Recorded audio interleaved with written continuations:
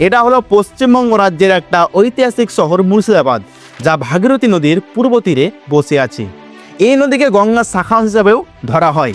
মোগল সাম্রাজ্যের সময় এই শহর ছিল বাংলার রাজধানী। তখনকার সময়ে আধুনিক বাংলা, বাংলাদেশ, উড়িষ্যা আর বিহার এই অঞ্চলগুলো এই প্রদেশের অংশই ছিল। প্রায় 70 বছর ধরে এই শহর রাজধানীর কাজ করত। 1800 শতাব্দীতে এটা অনেক উন্নত ও প্রসিদ্ধ শহর ছিল। আজকের দিনে মুর্শিদাবাদ শহর মুর্শিদাবাদ জেলার মধ্যেই পড়ে।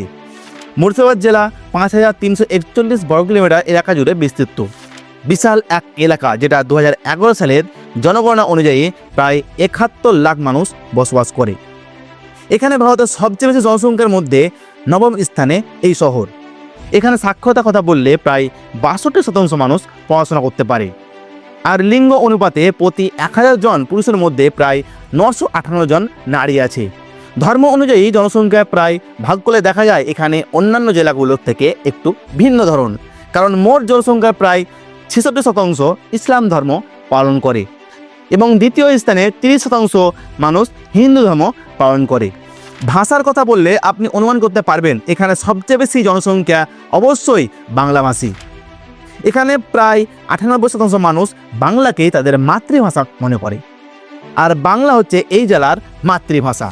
এই জেলার অর্থনীতির কথা বললে সবচেয়ে বেশিরভাগ মানুষ এখানে কৃষিকাজ করে তাদের জীবিকা নির্বাহ করে। এখানে সবচেয়ে বেশি হয় গম, ধান, জুট, আম আর মালবেরি। এখানে বিভিন্ন ধরনের আমের জাতও চাষ করা হয়। সিল্ক ইন্ডাস্ট্রি এবং বিড়ি ইন্ডাস্ট্রি এখানকার প্রধান আয়ের উৎস।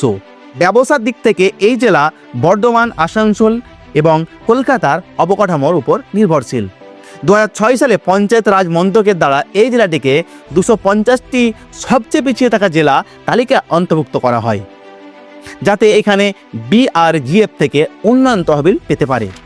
ভারী শিল্পের কথা বলতে গেলে এখানে বড় একটা পাওয়ার প্ল্যান্ট আছে, যা রঘুনাথগঞ্জ থেকে প্রায় 12 কিলোমিটার দূরে সাগরদিঘিতে অবস্থিত। এছাড়া ফারাক্কা NTPC পাওয়ার প্ল্যান্ট আছে, যা 1600 মেগাওয়াট বিদ্যুৎ উৎপাদন করে। এই জেলায় ভাগীরথী নদীও বয়ে যাচ্ছে, কিন্তু নৌকা চলাচল এখানকার প্রচলিত কিছু নয়। মূলত রাস্তা দিয়ে যাতায়াত করাই এখানে প্রধান মাধ্যম। এই জেলাটি থেকে আশেপাশের অনেক শহর, যেমন কলকাতার মতো বড় শহরও যাওয়া যায়। এখানে অনেকগুলো বাস চলে, তাছাড়া রেলওয়ে সুবিধাও এই জেলায় বেশ আছে। এখানে অনেক রুটে ট্রেন গেছে, যা সাউথ বেঙ্গল আর নর্থ বেঙ্গলকে যুক্ত করেছে। এই জেলায় কোনো এয়ারপোর্ট নেই। সবচেয়ে নিকটবর্তী এয়ারপোর্ট হচ্ছে কলকাতার দমদম এয়ারপোর্ট। এখানকার মানুষ বাইরে যাওয়ার একমাত্র দ্রুত মাধ্যম হচ্ছে কলকাতা দমদম এয়ারপোর্ট।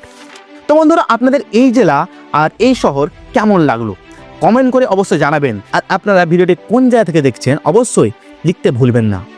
আর এইরকম ভিডিও পাওয়ার জন্য অবশ্যই চ্যানেলটি সাবস্ক্রাইব করে রাখবেন। আবার দেখা হচ্ছে পরবর্তী ভিডিওতে। ততক্ষণ টাটা, ভালো থাকবেন।